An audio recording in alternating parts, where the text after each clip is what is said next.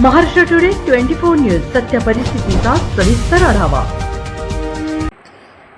उद्धारली कोटी कुळे भीमा तुझ्या जन्मामुळे महामानव डॉक्टर बाबासाहेब आंबेडकर यांना अभिवादन। अशोक वाटिकेत उसळली अनुयायांची गर्दी। महामानव डॉक्टर बाबासाहेब आंबेडकर यांची जयंती मंगळवार 14 एप्रिल रोजी अकोला शहरासह जिल्ह्यात उत्साहात साजरी करण्यात आली।